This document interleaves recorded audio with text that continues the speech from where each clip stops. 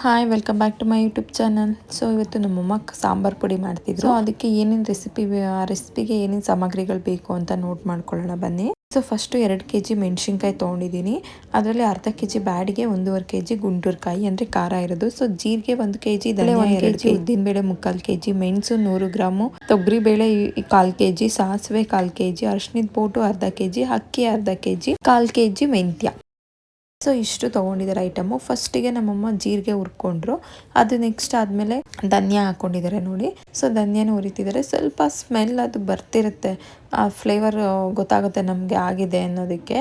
So ಸ್ವಲ್ಪ colour change ಆಗುತ್ತೆ. So ಅದನ್ನು ಹುರ್ಕೋತಿದ್ದಾಗಲೇ ನಾನು ಅರ್ಶಿಣದ ಬೋಟ್ನ ಪುಡಿ ಮಾಡ್ತಾ ಇದ್ದೆ. ಪುಡಿ ಅಂದರೆ ಕುಟ್ಟಬೇಕು, ಸ್ವಲ್ಪ ಅದು ಉದ್ದ ಇರುತ್ತೆ ಅಲ್ವಾ, ಅದರಿಂದ ಪುಡಿ ಮಾಡ್ಕೊಡೋಣ ಅಂತ ಕುಡ್ತಾ ಇದ್ದೆ. ಸೊ ಅದೆಲ್ಲ ಧನಿಯಾ ಆದಮೇಲೆ ಕಡಲೆಬೇಳೆ ಹಾಕ್ಕೊಂಡಿದ್ದಾರೆ.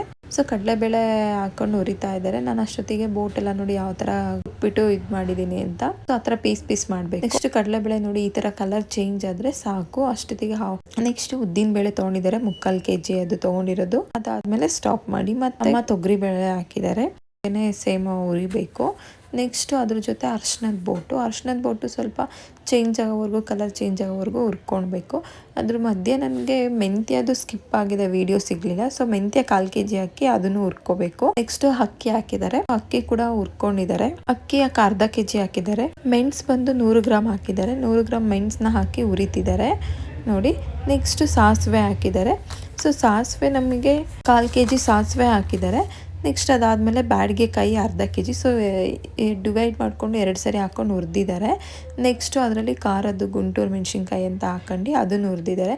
ಸೊ ಮೆಣಸಿನ್ಕಾಯಿ ಲಾಸ್ಟಿಗೆ ಹಾಕಿ ಹುರಿಬೇಕು ಅಂದರೆ ಫಸ್ಟಿಗೆ ಹುರಿದ್ರೆ ಘಾಟ್ ಆಗುತ್ತೆ, ಬೇರೆ ಐಟಮ್ಸ್ನ ಹುರ್ಕೊಳ್ಳೋದಕ್ಕಾಗಲ್ಲ. ಹುರಿದಿರೋ ಐಟಮ್ ಎಲ್ಲ ಮಿಕ್ಸ್ ಮಾಡ್ಕೋಬೇಕು.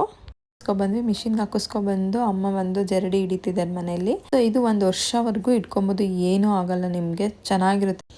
ನೀವು ಹೀಗೆ ಟ್ರೈ ಮಾಡಿ 1 ಇಯರ್ವರೆಗೂ ಇಟ್ಕೊಳ್ಳಿ, ತುಂಬ ಚೆನ್ನಾಗಿರುತ್ತೆ ಸಾಂಬಾರ್ ಪೌಡ್ರು. ಹೊರಗಡೆ ಹೋಗಿ ತೊಗೊಳೋದಕ್ಕಿಂತ ಇದು ಬೆಟರ್, ಫ್ರೀ ಇದ್ದಾಗ ಮಾಡ್ಕೊಳ್ಳೋದು. ಸೊ ಇವತ್ತಿನ ವ್ಲಾಗ್ ಇಷ್ಟೇನೆ. ಇನ್ನೂ ಯಾರೆಲ್ಲ ನನ್ನ ಚಾನಲ್ನ ಸಬ್ಸ್ಕ್ರೈಬ್ ಮಾಡ್ತಾ ನೋಡ್ತಿದ್ದೀರಾ ಆದಷ್ಟು ಬೇಗ ಹೋಗಿ ಸಬ್ಸ್ಕ್ರೈಬ್ ಮಾಡಿ, ಪಕ್ಕದಲ್ಲಿರೋ ಬೆಲ್ಲೈಕನ್ನ ಕ್ಲಿಕ್ ಮಾಡಿ ಸಪೋರ್ಟ್ ಮಾಡಿ, ಪ್ಲೀಸ್ ಹೋಗಿ ಸಬ್ಸ್ಕ್ರೈಬ್ ಮಾಡಿ.